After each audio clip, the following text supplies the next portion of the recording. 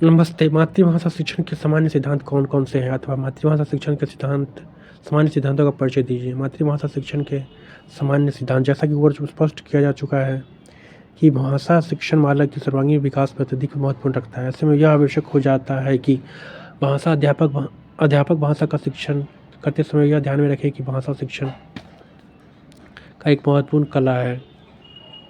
यदि वह भाषा शिक्षण के कुछ समान सिद्धांतों का पालन करे तो अपने शिक्षण को अत्यंत प्रभावशाली बना सकता है। भाषा शिक्षण से संबंधित कुछ सामान्य सिद्धांत निम्नलिखित हैं। रुचि जागृत करने का सिद्धांत। बालक के लिए शिक्षण उस समय कारगर साबित नहीं होता जब तक उसमें सीखने के लिए रुचि जागृत न हो।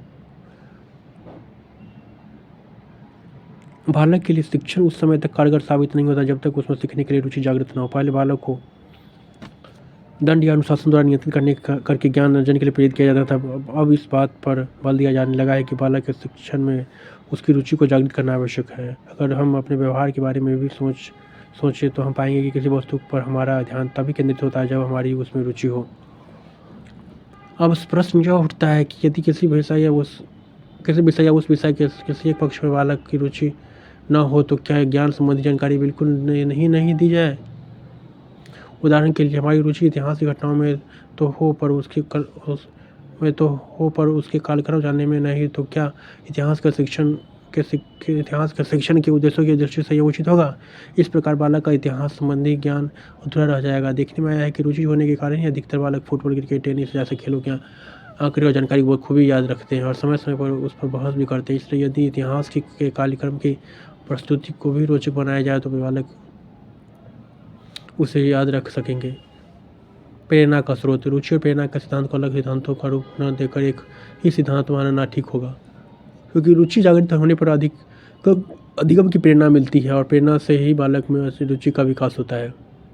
प्रेरणा का सिद्धांत अधिगम की दृष्टि से अत्यंत महत्वपूर्ण और उपयोगी है, किंतु उचित अवसर पर उसका उचित प्रयोग बहुत ही आवश्यक है। रुचि आवश्यकता और प्रयोजन शिक्षा की दृष्टि से उपयोगी एक प्रेरक एवं प्रेरक है। उद्देश्यहीन प्रयोजन रहित कार्य मानसिक शिथिलता उत्पन्न कर देता है।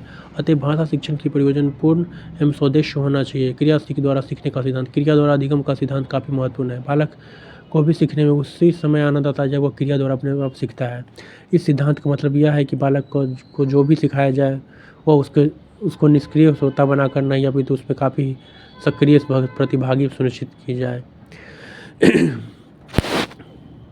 जीवन से जोड़ने का सिद्धांत का मतलब यह है कि किसी भी विषय को पढ़ाते समय वो यह ध्यान रखना चाहिए कि वह जीवन में आने वाली परिस्थितियों से संबंधित है या नहीं।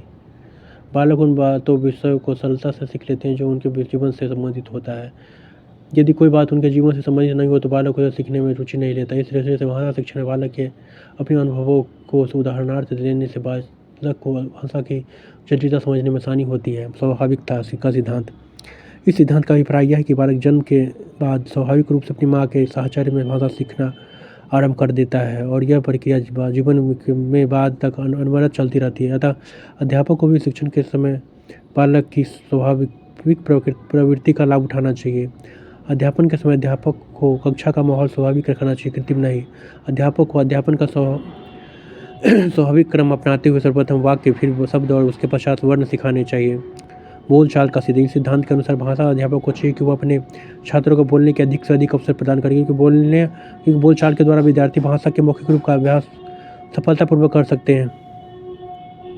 इसके लिए अध्यापक प्रश्नोत्तरी, कहानी, वर्णन, वाद विवाद, कविता पाठ, संवाद, घटना वर्णन, आभास आदि का सहारा ले सकता है तथा अपने छात्रों में शुद्ध उच्चारण गति, उचित गति, उतार चढ़ाव, भाव भाव तथा प्रभावशाली भाषा अभिव्यक्ति की योग्यता विकसित कर सकता है।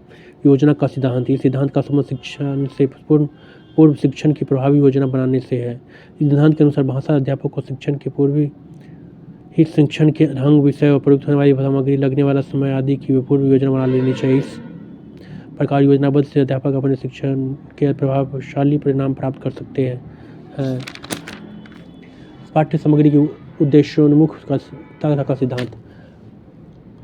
पाठ्य सामग्री उद्देश्योन्मुख शिक्षक पाठ्य सामग्री का चुनाव इस प्रकार करें कि वह शिक्षण के उद्देश्य को पूरा कर सकें।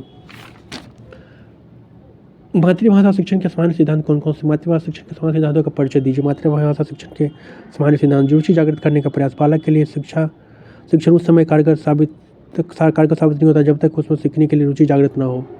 प्रेरणा का सिद्धांत: रुचि और प्रेरणा के सिद्धांत को अलग-अलग सिद्धांतों के रूप में न देखकर एक ही सिद्धांत का मानना ठीक होगा, क्योंकि रुचि जागृत करने का अधिगम की प्रेरणा मिलती है और प्रेरणा से बालक में रुचि का विकास होता है। क्रिया द्वारा सीखने के सिद्धांत: क्रिया द्वारा अधिगम का सिद्धांत काफ़ी महत्वपूर्ण है।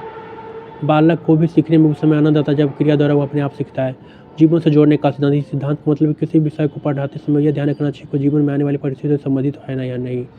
स्वाभाविकता का सिद्धांत: इस सिद्धांत का अभिप्राय है कि बालक के जन्म के बाद स्वाभाविक रूप से अपनी माँ के साहचर्य में भाषा सीखना आरंभ कर देता है और यह प्रक्रिया जीवन आनंद अनवरत चलती रहती है। अतः अध्यापक को भी शिक्षण के समय बालक की स्वाभाविक प्रवृत्ति का लाभ उठाना चाहिए। बोलचाल का सिद्धांत: इस सिद्धांत के अनुसार भाषा अध्यापक को चाहिए कि वो अपने छात्रों को बोलने के अधिक से अधिक अवसर प्रदान करें, क्योंकि बोलचाल के द्वारा विद्यार्थी भाषा के मौखिक रूप का अभ्यास सरलतापूर्वक कर सकते हैं।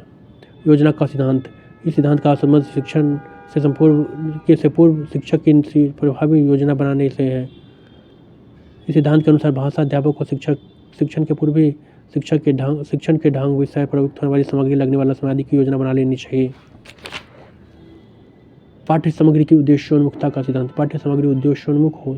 शिक्षक पाठ्य सामग्री का चुनाव इस प्रकार करें कि वह शिक्षक के उद्देश्य को पूरा कर सकें। Thank you.